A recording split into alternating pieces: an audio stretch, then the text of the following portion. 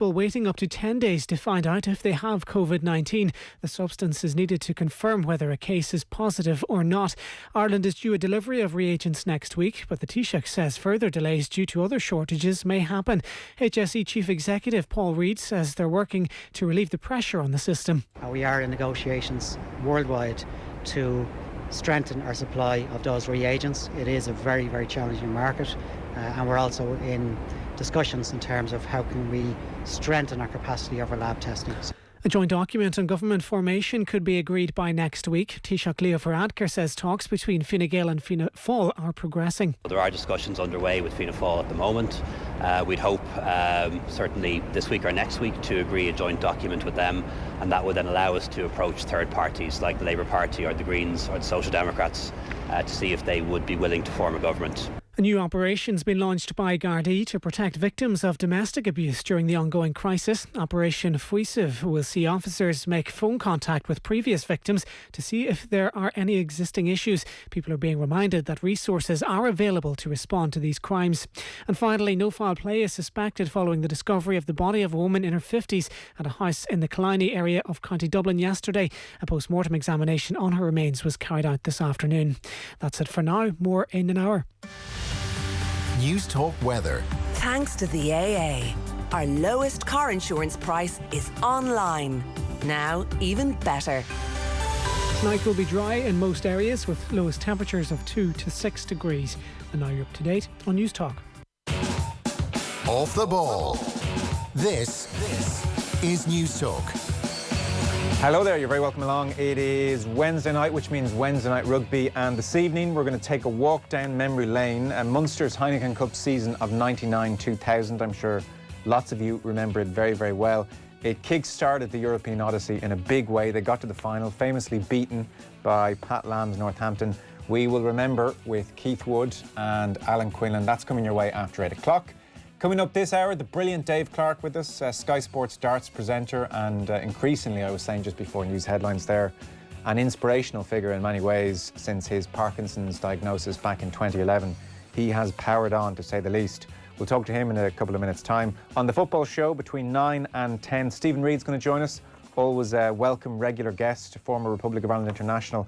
Now with the Scottish setup under Steve Clark. A bit like us, they are waiting for a playoff game for the Euros against Israel in their case, and that is all TBC. 53106 is the text number. We are at Off the Ball on Twitter. Richie McCormack joins us. Hello. Good evening, Joe. I've noticed that your introduction has become more uncertain of late. Like, you usually start off with "it is," and that pause before you announce what evening it is becoming longer and longer and longer, increment by increment, as British Sea Power once sang. And I think that confusion is shared by us all. It's a Tuesday. No, it's a Wednesday. It's a Saturday. It makes no difference. You're going nowhere.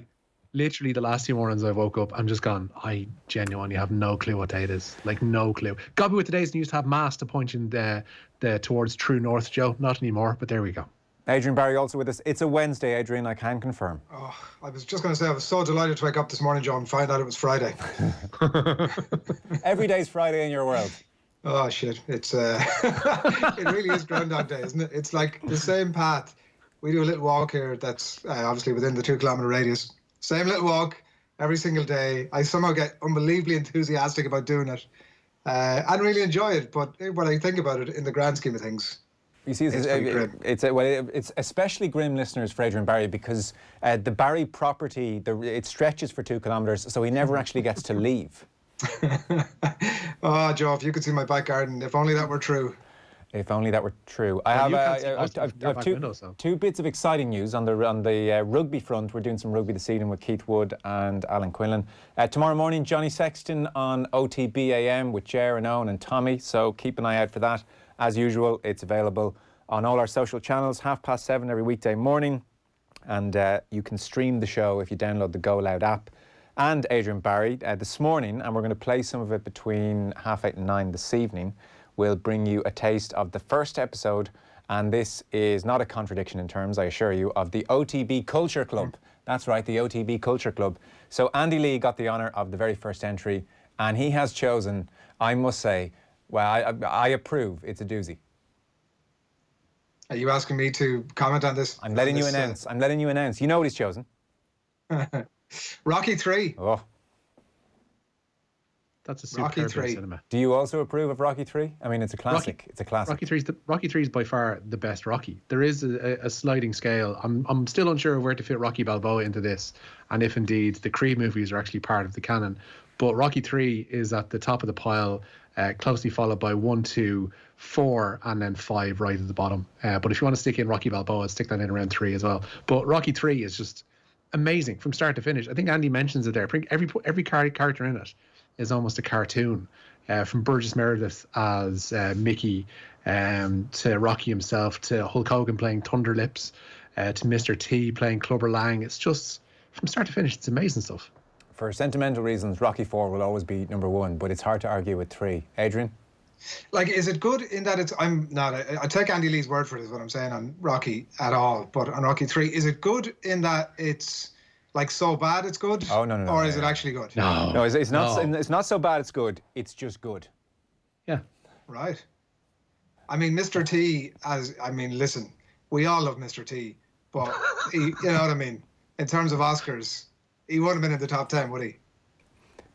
Could have been. I would rank his performance as Clubber Lang as being right up there amongst the best boxers ever portrayed in the silver screen. It's a damn sight more memorable than plenty of performances, I can tell you that. Yeah, I mean, look, as I did preface all of this by saying I am not an expert on. I would have watched them when I was younger, and I never thought I was sitting down to watch like One Flew Over the Cuckoo's Nest. Let's face it. Enda Call has just come in. This is what's happened here. I want to paint the picture. So we're practicing social distancing. So Pete, who's working the sound and making everybody sound lovely, Pete got up and walked out of the producer's box there for a moment, and I thought, that's strange. Okay, so clearly now I understand why. Enda Call then walked in. So Enda had told Pete to leave the room so he could come in, and he just leaned into the microphone and said, "Can you tell the story about your brother and Rocky 4? I can. My brother for literally, so I told this before, if Enda Call knows it, then I've either told it in the office or on air, I'm not sure which. I don't know if I know this, go on. My brother, between 5th class and 6th class, the only Rocky movie we had in our house at that age was Rocky 4. And it's odd behaviour, I grant you. He's a very intelligent, well-rounded person. But at that stage, he came home every weekday, Monday to Friday. His routine was home from school, get an apple, watch Rocky 4 in full, then start his homework for a full year. That's why Rocky 4 in our house won't be beaten. Was there not like 14 days in where he just went, I've had enough of that now? Oh, no, I think it got better with each viewing. And is he now able to recount every single word, or has he just sort of scratched it from his memory? Oh no, I'd say now he'd have a fair jab at each scene. What line of work is your brother in, if we're not giving too much away here? Oh, he works in continuity in movies. Really. I was gonna ask if he's involved in diplomacy in some kind of way, because Rocky 4 single-handedly brought down the Iron Curtain. But to a point, mergers and acquisitions, I think. That's there you go. Yeah. Same gig. Same gig. To quote Mr. T regarding Adrian Barry, I pity the fool, says one texter. So sorry, are you admitting to me you're not a Rocky person, Adrian? Is that what I'm getting here? He's lost me. Adrian, can you hear me? You're back. You're back, Sorry, Joseph. we lost you. Are you telling me you're not a Rocky person? No. I mean, and I don't say that with any pride, by the way. I maybe given that's what's happened now, I'll go back and sit down and watch them. But yeah, they were good. Have you seen? You have seen them though, have you? You've seen them once. Yes, I have. Yeah. I couldn't recall any detail about them, but I've absolutely seen them. So if I said to you, Ivan Drago, you know what that means? Yeah. Ah, right, okay. The Russians, Joe. They get you in the end. They haven't gone away, you know. Richie doesn't know which day it is, says Kieran, and he's equally confused about which Rocky movie was the best. It's clearly Rocky 4 with Ivan Drago. No, we've been demonising those Ruskies for decades. I think it may be 4. I think it may be 4. For the snow montage alone. No, I'll tell you for why. The montage to actual live action ratio in Rocky 4 is too heavily weighted in favour of montage. And you know yourself, Joe, I'm a man who loves a montage. But I think watching it at one stage, there was about a 90-second gap between montage sequences in Rocky 4, which even by my standards is just bloody ridiculous. So for that reason alone, it's bumped down the list. It's basically a music video, actually, the more I think about it. But God, it's glorious. Hearts on Fire. It's glorious. It's a great song. Yeah. And by the way, like Andy Lee, I haven't actually seen. I've seen snippets of this morning show, and I will be going back to watch it at some point. He will absolutely bring some intellectualization, if that's a word that I haven't stretched myself too far to just come up with off the top of my head, to Rocky 3, right? Like he's been talking about the fact that it's in the lead into it, that like Rocky 3 is effectively, there are a lot of similarities in the arc of his career and the arc of Rocky 3. And actually, when you think about it, like, again, knowing not very much about it, it's a total movie story, Andy Lee. Like, right up to the scene at the end, not quite at the end, but after he wins the World Championship, and he's, like, blowing kisses to his wife in the crowd, like, it is movie stuff. Well, Rocky 3 is, if you're getting serious about it, it is effectively a time-honoured sporting tale that comes up again and again and again in people we talk to in various ways, kind of on a similar trajectory. Things are going very well. You get a little bit comfortable, maybe you lose a bit of hunger, and somebody who's far hungrier than you comes along and puts it up to you. And are you going to respond by going away, or are you going to respond by going to inner city LA and rediscovering the eye of the tiger and coming back stronger and better than ever? I mean, that is effectively every sporting tale ever, you know? Rising up to the challenge of our rivals, you might say, Joe. Indeed. Go on, Adrian, sing a bit of Eye of the Tiger there. Come on. The Eye of the Tiger, Joe. Well, indeed. Adrian Barry's reference there has put me in the mood. I'm not sure what reference this is, but Adrian Barry's reference there has put me in the mood for Groundhog Day, which might be the perfect combination of comedy, romance and whimsical. It's class on top of class, says Christina. Did you have a Groundhog Day reference, did you? I did, yeah. I made a very obtuse reference to Groundhog Day a little earlier, Joe, by saying it feels like Groundhog Day. Oh, sorry. Okay, yeah. I missed that. But listen, another when we're on it, another great movie. Like, I mean, I watched it 3 weeks ago. Watched it 3 weeks ago. Better than I remembered. Very good. Did you watch it in anticipation of having to live it out, or was it just on? We decided to stick it on Netflix. We needed to watch something that we knew would be good and comforting. Our last 3 Saturdays have been Groundhog Day, Sister Act, and I kid you not, the one I enjoyed the most on Saturday just gone, Babe. Great movie. It's aged very well. Do you know that? It's aged very well, and it's a more mature kids movie than the Pixar types, which have kind of, you know, nod and a wink jokes to the adults. Babe is just there for everyone. Sister Act. How did you choose these movies? Yeah, the same way as everyone. Desperation at a certain point on Netflix when we've seen everything, and then just, do you know what? Stick that on. We'll enjoy that. Whoopi Goldberg. One of the classics of our time, Joe. Yeah, correct, yeah. She's doing a Sister Act tour, I believe. I don't know, obviously it's probably gone by the wayside now because of coronavirus and all that, but I don't know if there was due to be a Sister Act stop in Dublin, in the Portgosh Energy. I could be wrong on that, but it's something that's sprung to mind. Would you, like, if you were having a OTB Culture Club conversation around this, Joe, and you were to enter it into the Culture Club as your pick, what sort of highbrow, greater meaning can we bring to Sister Act? Oh, well, what was it all about? Sorry, it's the classic hero's tale. I mean, it doesn't deviate from the classic hero's tale. This is a person whose life is not going terribly well, and then against her will is forced into an experience she doesn't want to go through, but takes something from it, changes people around her, emerges a different person. The hero returns to, you know, their life changed. I mean, it's textbook, Adrian. It's textbook. It's Rocky in a habit, is what you're saying. Well, indeed. There's a text in. We need to get into the newsround very shortly. Hi, lads. This is my last time to text the show. Oh. It's also my last time listening to the show. Nothing personal. But this is a real text, by the way. In the last 2 weeks, I have read the complete works of Samuel Beckett. I've realised I don't need or want sport in my life, and it was holding me back. So thanks, and so long. Wow. Wow. Either of you Seinfeld fans? That's on my to-do list, actually, over the coming weeks. I've no doubt it's my loss.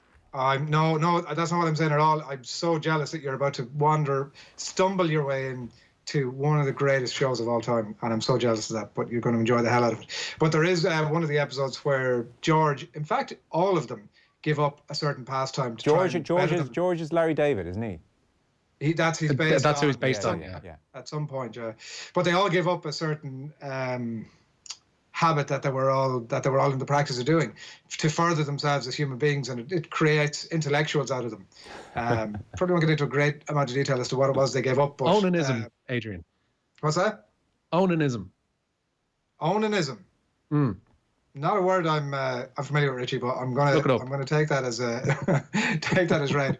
And they all become unbelievable intellectuals, but once they go back to the habit, they lose all the reading of Samuel Beckett. So maybe this is where this texter is coming from. Look, the second there's sport back on this texter's TV, he or she will find themselves looking at Beckett, looking at the TV, looking back at Beckett and making the correct decision. And we will welcome them back in due course, don't worry. We got to start this news round. Dave Clark's going to join us this hour. Munster's 99-2000 season with Keith Wood and Alan Quinlan on the way. Richie, it is a feature of your news round that you're now saying things like, for the first time since the Second World War. Yeah, seismic news today from SW19. Wimbledon cancelled, as you say, Joe, for this first time since the Second World War. The All England club made the decision to cancel the championships as they believe coronavirus measures will remain in place in the UK for, they say, many months.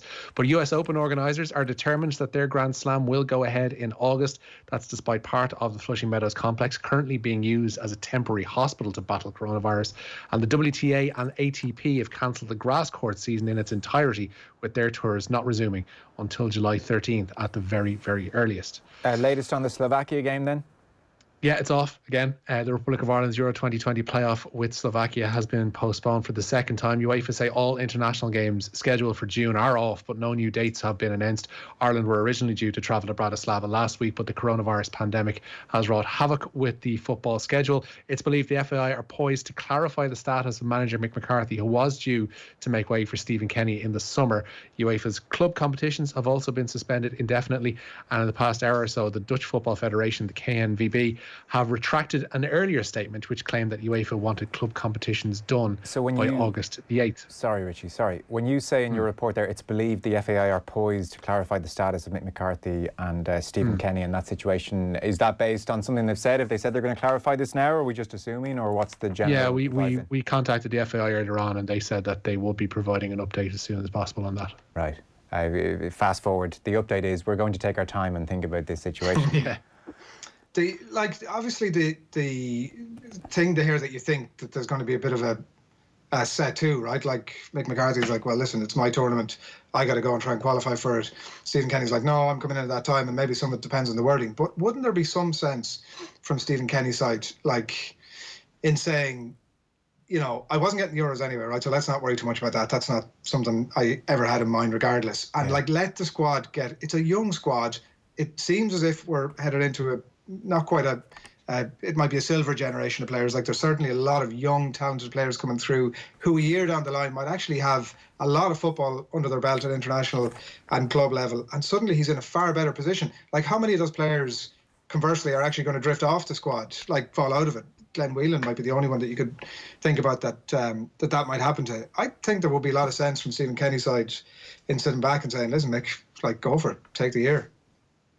I suppose once the World Cup qualifiers aren't happening as well around that time, then maybe that's the best solution. I really hope this doesn't turn into some toxic, horrible saga, and you know, it's of no one's making. It's very, very tricky. The Nations League, is that due, like that will go ahead pre-Euros, won't it? I would say that's full. But there is essential TV contract that goes along with that. That's going to add complications to whether or not it can go ahead. But if you're looking at something that would be on the chopping block, I mean, that would be, you would think, the first to go. But as I say, there's a whole lot of complications. As I say, the FAI have just emailed us in the past couple of moments as you're speaking. And no mention, though, of the management situation. They say they note today's decision to postpone all national team matches. The board acknowledges this is the right decision in light of the COVID-19 pandemic, and they'll discuss this decision at its next meeting, saying health and safety remains paramount for the FAI, and to continue to follow directives, but nothing on the management. Like, I think, Adrian, if the Nations League was to get the chop and all that there was between now and the Euros in 2021 was effectively the playoff game, then it would be a more straightforward decision, as in, Mick, look, I know what it says on Stephen's date, but you know, everybody can acknowledge here this is still the European campaign, so you take the qualifiers and hopefully take the Euros, and then when life gets back to normal, Stephen comes in and he might he understands a lot of people's lives are on hold at the moment. Where it potentially gets tricky is if the playoff game happens and then Nations League games start as well, and Stephen Kenny might rightly feel that, well, you know, I really needed those Nations League games to try and prepare for World Cup qualifiers. But then you'll have Mick saying, well, I could do with those Nations League games to prepare for a Euros potentially. Yeah. And it's really difficult. I've huge sympathy for everyone concerned, because somebody is going to feel very hard done by. And I think that, like, there isn't, the good thing is, I think from the FAI side and from both managers' point of view, that there isn't any complications to it. Like, they're both employed by the FAI. There's no club scene. They don't have to have any great complicated conversations to extricate themselves from contracts. There's no complication on that side. So as long as they can come to agreement themselves. But I think the FAI, in terms of making a decision, like, they're absolutely right. Why would they jump in now to make a call on this when we don't know? Like, we're here trying to figure a way, but when the Nations League fixtures take place, September maybe, for the Euro playoff, like, when they don't actually know the dates yet. Yes. Other than saying to both lads, listen, we're going to come, can you have a think about it, because we are going to come and have a conversation with you.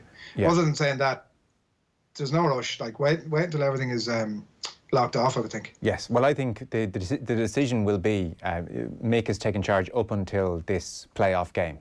And behind the scenes, they'll be working on the two scenarios. I mean, if Ireland lose, then it's straightforward, Stephen Kenny, and you come.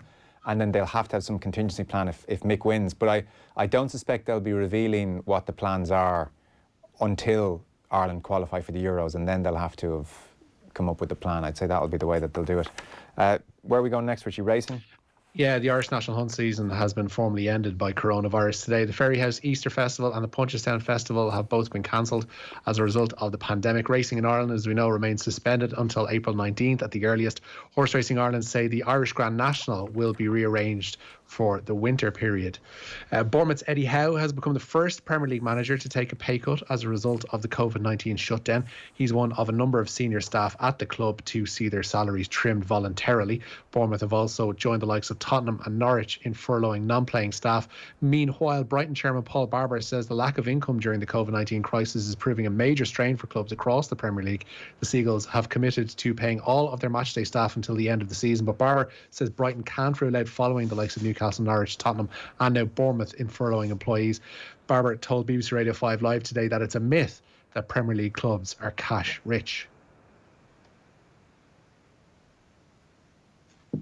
No? Shall I go on? I think so, yeah. We'll press on. So, New Zealand Rugby, similar story? Yeah. New Zealand Rugby's reduced its own staff salaries and offered to bail out its Super Rugby franchises with a $1.25 million rescue package due to the financial implications of the coronavirus. In a statement, New Zealand Rugby Chief Executive Mark Robinson says the emergency funding would be available to each of the 5 franchises for the next 3 months. Robinson also confirmed that all New Zealand Rugby staff, including its board and All Blacks management, are taking 40% pay cuts, as he warned of up to $100 million or €55 million in lost revenue if no top-level rugby is played by the end of this year. Lads, where do you get the time to watch all these movies and TV? I've been off for the last 4 weeks with 4 kids at home, 3, 5, 6 and 9 years old respectively. Myself and the wife are shattered by 10 every night, with plenty of running, cycling, hurling and obstacle courses to be conquered, says Connor. My teens and early 20s is the answer to that. I don't think I've seen that new since like 2011. Yeah. That's why we're talking about Sister Act and like Rocky. And Rocky, yeah. And Babe. Don't forget Babe. And Babe, yeah. Yeah, I must say, I don't feel like I have a huge amount of extra time on my hands. Like, even, you know, today, I just was work from day one. Minute one. It's, I see some people occasionally in social media saying that they're looking for recommendations and they're like, where, like, and also, like, I'm sort of semi-dreading the weekends when they come around, which is a bit of a flipping life where you're like, oh, it's not Saturday, please, not Saturday. Where you actually have to, you've had a full week of looking after the kids and working, and then you got to get knee deep into just looking after the kids.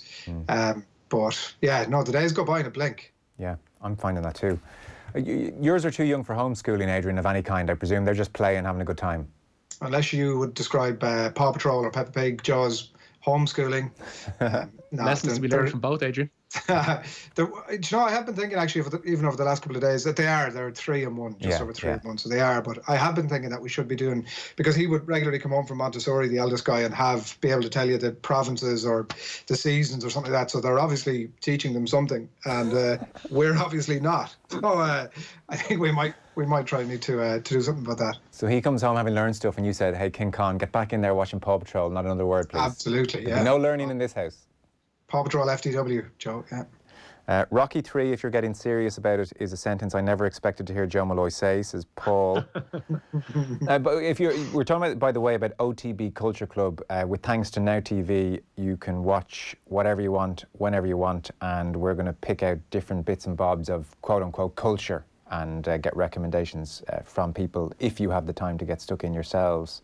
I had the distinct pleasure of sitting at the table next to Andy Lee when he was given an award for a charity night back in 2015. After a bit of small talk, I eventually asked him about his favourite Rocky movie, and I have to say, I was a little disappointed when he said Rocky 3. I didn't question his judgment, as Andy was world champion and obviously knew his stuff, but I thought everyone's was Rocky 4. Well, I couldn't have put that better myself. Sorry, can I just say, after a bit of small talk, I asked him which was his favourite Rocky movie. I love it. It's like, oh yeah, congratulations, Andy, on the world title, and how's the family and all that. By the way, what's your favourite Rocky film? Yeah, like, that's madness. If you don't mind getting deep and meaningful for a minute, Andy, I'd like to talk about Rocky.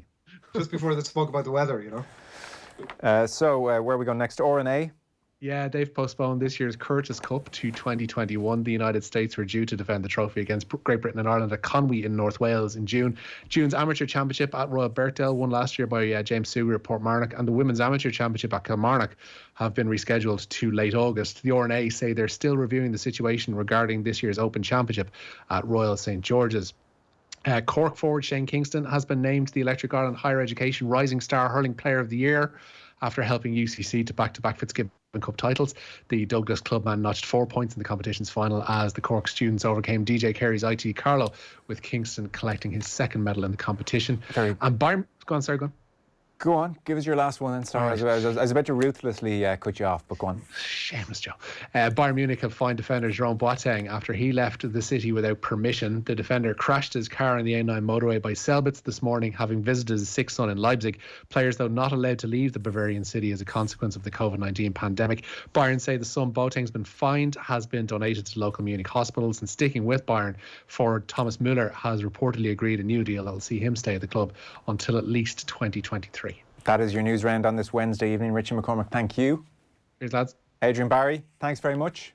Joseph, pleasure. Good evening to you. That's Adrian Barry and Richie McCormack. Up next, we're joined by Sky Sports darts presenter Dave Clark.